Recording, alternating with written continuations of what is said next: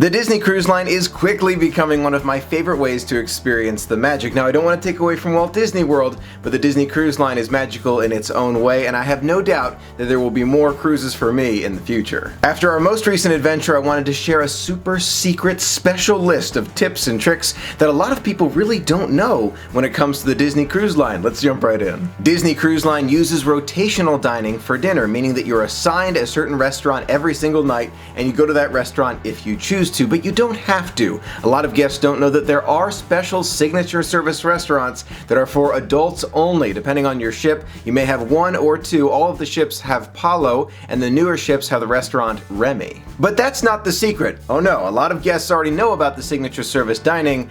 I'm talking about reservations. These restaurants can get rather popular, and I highly recommend that you book your reservation for the restaurant that you're interested in way in advance. You don't need to book them for the standard restaurants, but for those signature service adult-only restaurants, you do have to have a reservation. But let's say you're a last-minute planner. You didn't think about it, you lost track of time, you just forgot to do it. It happens to the best of us, it really does.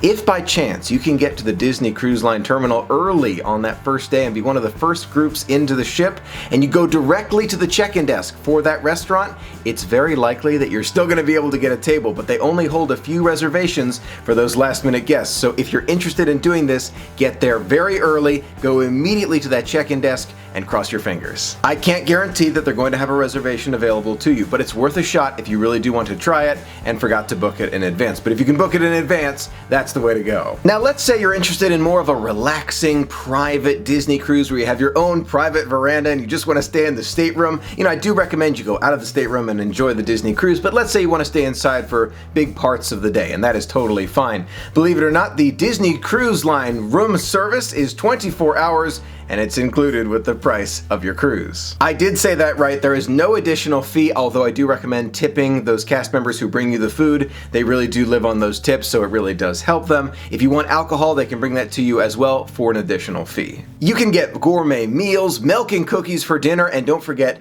the Mickey bars. And speaking of those Mickey bars, room service is not the only time that you can get them. You can also get them as a dessert at one of your main dining experiences. You can see my dessert, Mickey ice cream bar.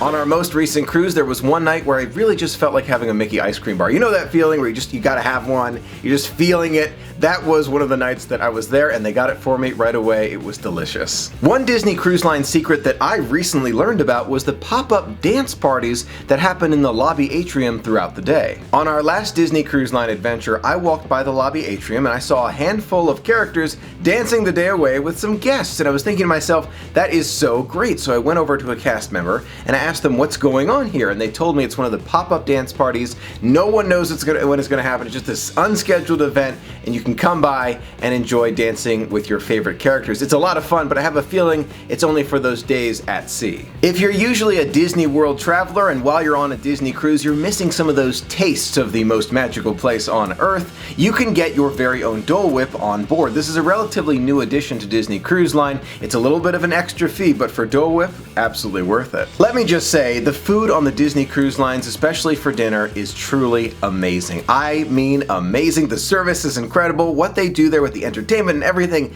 is amazing. And one secret that I have found and really follow on a lot of my adventures is to ask my waiter for a recommendation on the menu. Very, very nice. The lamb is also good. So you're saying you can't go wrong here. Can't go wrong. Every single time I go with the waiter's suggestion on the Disney Cruise Line for dinner, I am not disappointed. I am overjoyed at what they bring me. And I know the very first question you're going to ask me, Michael, are you sure it's not just because, they brought you one thing and, the other thing would have been just as good? I tried them. I tried different appetizers on a recent adventure, just to taste test. Like, okay, I'd like to try a couple of, different things. They brought them to me. Sure enough, it was the server's recommendation every single time, which was the best. So that is a secret for you right there. Ask for the recommendation. You're going to get the best item. Speaking of dining, many first-time Disney cruisers don't know that that menu that you get for dinner is merely a suggestion. We've got the sundae there, the lava cake here, and the creme brulee. We're going to try all three. What are we trying first? You can enjoy dinner just about any way you want. You do not have to go through the different courses. You can say, I want all of the appetizers. I want 4 of these appetizers. I want 3 entrees to split between 2 people. Or you can be like me and see the the dessert menu and say it all looks amazing. Maybe we have to try a few different things, and that is just a great way to experience the magic. They are more than happy to serve you. We were kind of talked into it. We have 4 desserts here. 1, 2, 3, 4. We're trying all 4. It's gonna be great. Oh my gosh.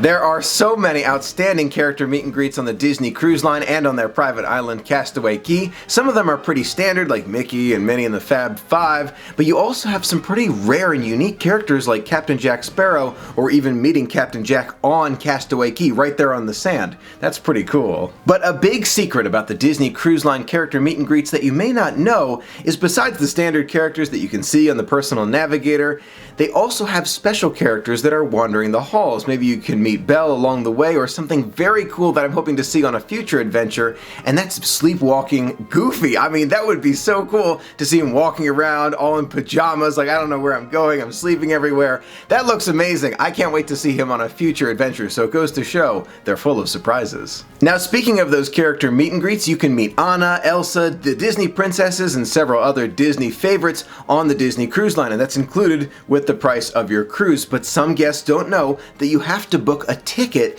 to see these characters at certain times on your adventure. Those tickets that you get cost nothing in addition. It's included with the price of your cruise. All you have to do is get a ticket so that Disney knows what time you will be there, since they're so popular. I actually made a video about booking a lot of port adventures and Disney tickets right there at the I button. You can find more about it. It's not too hard to do. Just go into My Disney Cruise Line, grab those ticket times, you're set to go. Another secret that I think Disney likes to hide away, if you do enjoy alcohol, you can bring your own wine and or champagne with you on the cruise. According to the Disney Cruise Line website, a Disney Cruise Line guest 21 years and older may bring a maximum of 2 bottles of unopened wine or champagne, no larger than 750 milliliters, or 6 beers on board at the beginning of the voyage and at each port of call. These beverages must be packed in carry-on, not checked bags or luggage. Disney goes on to tell you that guests wishing to consume wine or champagne that they have brought with them on board at a dining experience, not in their room, but if you want to drink it at a dining experience, it will cost you a $25 per bottle corking fee. So if you're interested in drinking wine or champagne to celebrate your Disney cruise, that might be a great way to enjoy your favorites and save a little bit of money. Now, if you aren't excited enough for your upcoming Disney cruise adventure, you can request a free character call from the Disney Cruise Line. Prior to your trip, you can book this call where your favorite character will call you and welcome the whole family on board and give you some details about your upcoming cruise. It's really exciting, and it's a great way to surprise family that they're going on a cruise together, especially little ones. And don't forget, if you're looking to, surprise them, don't forget to record it so you can remember those memories and say, look how surprised you were for this cruise. It's a great way to look back on the magic. Now, if you're like me and relatively new to Disney cruising, you may find yourself looking for a low crowd time of day where you can see a lot of the ship and experience some of those great things that they have on board for you. And there are plenty of times, especially in the early morning and late evening, but there's another time where you can see the ship with very few crowds, and that's when you're at port. Now, I already know what you're going to say. Michael, isn't the whole point of going on a cruise to go and experience a new place? To be on a cruise ship, you go from one place to another. Yes, in some ways it is, but for others, it might be more about the Disney cruise ship. I actually have an example of this. During my first ever Disney cruise, I was so excited to be on board the Dream, I decided not to get off the ship at Nassau, Bahamas. I stand by that decision, and I'm very happy I did. I got some great pictures, I was able to have some special memories, we rode the aqueduct, it was a lot of fun, and very low crowds. So I can see Nassau some other time, and I'm looking forward to it, I really am, but I was able to experience the ship with very low crowds while we were at port. Now, this is a very personal decision. Do you want to see the port, or are you more interested in seeing the ship itself? And how long is your cruise, and do you have sea days? And that may play into it. So just something to think about, but don't be afraid to stay on board. During those port days, the crowds really disperse. Now, if you've never been on a Disney cruise before and you're so excited and you can't wait, I highly recommend you get a lanyard like one of the ones you see behind me right there, so that you can carry around your Key to the World card everywhere you go. It is absolutely essential to have that card with you at all times. Not only does it tell you where your emergency gathering location is, but it also tells you which restaurant you're going to each night, and you can use it to pay for different items. So if you do not have a lanyard, make sure you get one that you can put that card into a little slot. But after that, on every future cruise that you're going on with Disney, they will give you a lanyard as a return gift for being a Castaway Club member. So it's just that first trip where you really need that lanyard. Now, if you're a pin trader like me, don't forget to bring a few tradable pins with you. On the Disney cruise, they have special trading moments, whether it's with the captain or with the crew. I've seen it done both ways. Make sure you get there early, have a few pins ready to trade, because you never know what it's going to appear on their lanyards.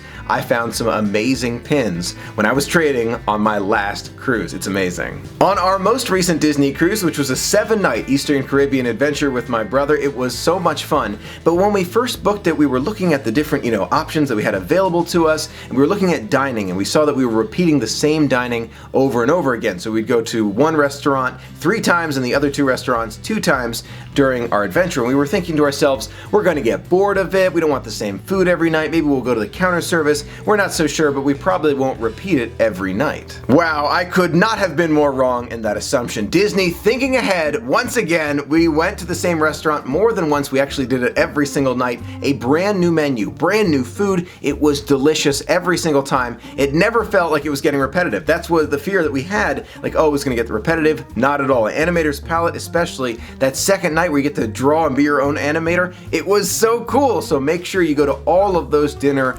reservations. It is so great to see the menu change and pirate menu. Wow, Disney thinking ahead. There is a tremendous amount to think about when you're thinking about going on a Disney cruise, especially for that first one. So I hope this video was helpful to you as you're thinking about some of those Disney Cruise Line insider secrets. Let me know if you have any thoughts in the comments below or any secrets that I may have missed. Thank you so much for being a part of the magic with me. Until next time, have a magical day.